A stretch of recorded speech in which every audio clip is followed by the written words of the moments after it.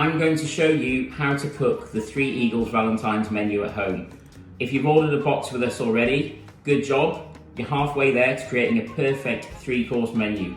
And I'm going to teach you each dish step by step, cooking, plating and serving to make sure everything goes off without a hitch on Valentine's Day and you look pro. So the first thing to do when your box arrives is get everything in the chiller, and all the food's going to keep in your fridge for up to 48 hours. Included in the box is a bottle of Mirabello Sparkling Rosé. Absolutely delicious, light, summery. It's going to pair really well with the food. So you want to get that really cold. It's got to go in the fridge for at least 2 hours before you serve your meal. Okay, let's go through these dishes.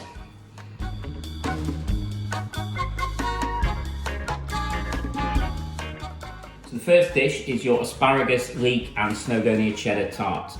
So they come with a pot of mustard dressing and a tub of mixed green salad, which we're going to come to in a minute. The first thing to do is preheat your oven to 180 degrees. We're going to pop these tarts onto a baking tray. They're already cooked, so it's just a case of warming them through.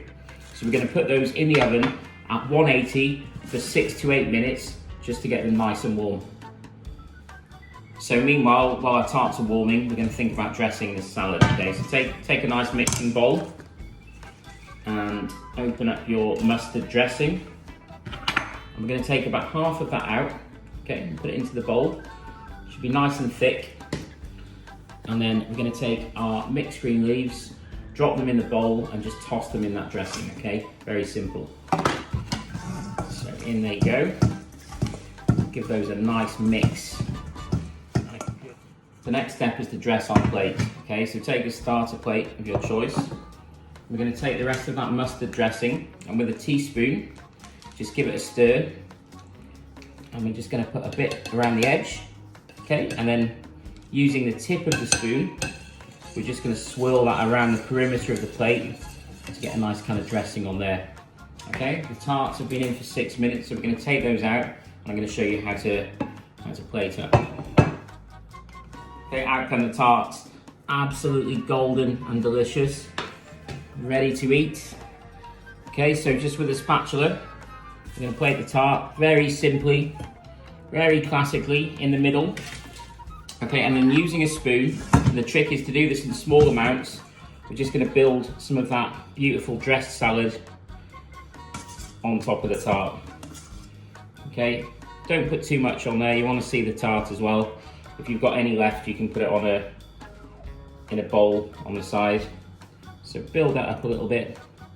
Okay, and there we go, our Snowdonia Cheddar, Leek and Asparagus tart. Classic, simple, absolutely delicious.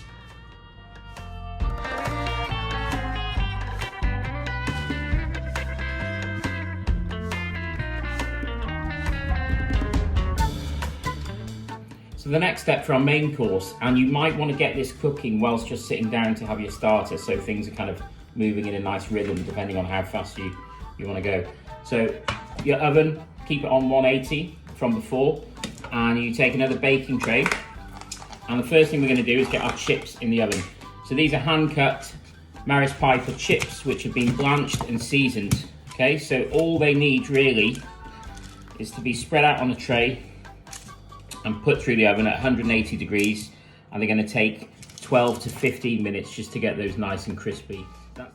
The next step is to reheat our beef. Okay, so our feather blade has been slow braised for 4 hours. It's really, really tender.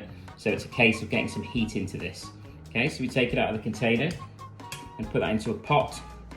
If you're having the vegetarian option, the cauliflower, then it gets reheated in very much the same way with its own vegetarian jus. Okay, now we take the sauce, we pour that over the top. Okay, we're going to cover that with a lid. We're going to simmer that for 12 to 15 minutes, so it takes the same sort of time as the chips. We're going to simmer that for 15 minutes to get the heat into it, then I'm going to show you how to finish it. So in your box of garnishes, you'll notice you've got some bacon, which we're going to use a bit later when we finish the beef. You have truffle oil and parmesan, which we're going to use to season our chips. And then the fourth container is our caramelized onion puree. So very simply, open that up, get that into a saucepan. Okay, and we're just gonna, with a spoon, stir that over a low heat just for 2 minutes before we serve. Okay, that's just gonna be plated up with the beef. So all we have to do now is wait, and then 5 minutes before the chips come out of the oven, we're gonna take our broccoli, which has been blanched, seasoned and oiled. We're gonna put that on the tray with the chips, and it's just gonna finish by roasting. So our beef's nice and warm through. We're gonna take the lid off for the last couple of minutes. We're gonna turn the heat up, and we're gonna reduce that sauce down, get it nice and thick and sticky. And as it's reducing, with a spoon, being very careful because the beef's nice and tender and delicate at this stage, we're just gonna keep spooning that sauce over the beef, getting it nice, sticky and glazed. And in the last minute, when it's just glazed, we're gonna add the bacon, warm that through, and that's our beef ready to go. There we go, so that broccoli's had 5 minutes with the chips. Look at those, nice golden and crispy. You don't need to worry about seasoning, as I said, everything's been seasoned already.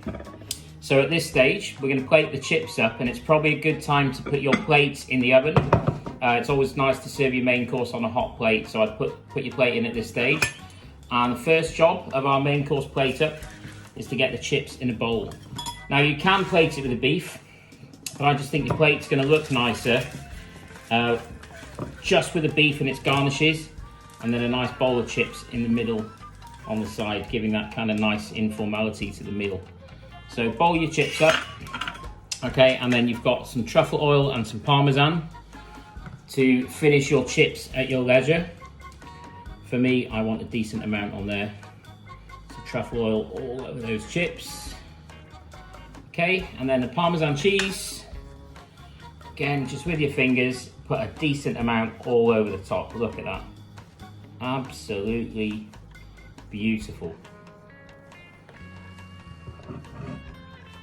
We're at the crucial plate up stage now. So take a warm plate. Okay, and our onion puree, we'll just warm that up, nice and warm for a minute. Okay, and we're just gonna put a nice dollop of that, flatten that out a bit with the back of a spoon. Okay, and then with our spatula, we're gonna take our tender stem broccoli, which has been roasted, and we're just gonna sit that next to the puree. Okay, and then finally our beef or cauliflower. Okay, and we're just gonna sit that on the plate next to the broccoli. Okay, our bacon has been warming in the sauce for the last minute.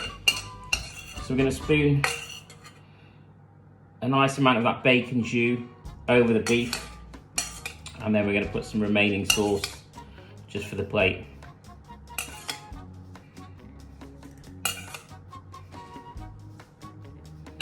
Beautiful. So the chips are on the table, our main course is plated up ready, and we're good to go.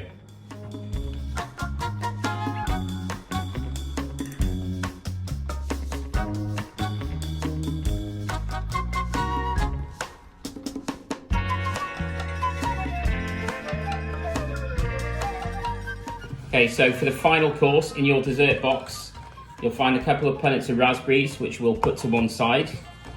And we've got a tub of creme fraiche, which we're going to use a bit later. And then, of course, our showstopper, our chocolate fondants. So have your oven at 180 degrees again, and then these go onto a tray. We're going to pop them in the oven, and we're going to set an 8-minute timer. Now, the fondants will take between 8 to 12 minutes depending on your oven, and I'm going to show you the stage at which you need to take them out. But initially, put these in on an 8-minute timer. So here's the moment of truth. Our chocolate fondant has been in for 10 minutes, so it's just long enough for that cake exterior to form on the outside, but the center is still nice and molten and liquid, which is what we're looking for.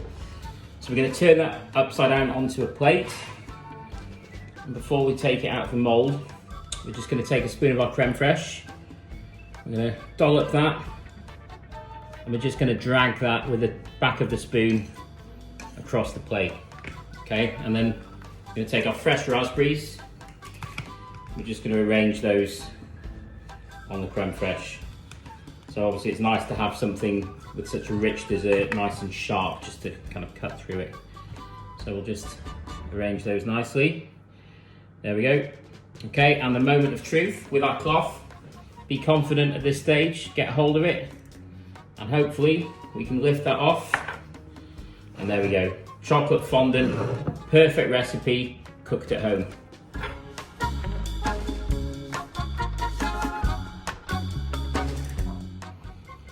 I would highly recommend investing in some champagne flutes if you don't have any at home. It's the perfect way to serve the rosé, the Mirabello. So I'm just going to show you how to open it. So peel the foil back. This has been chilling for a couple of hours. It's really, really cold. Okay, so we're going to twist that, open it up a bit. Take that metal cage off carefully. Now I'm going to hold the bottle with a firm grip on this sort of angle, and I'm just going to hold the cork and just slowly twist, keeping that pressure in my hand, okay, and on that kind of angle you're going to get a nice pour.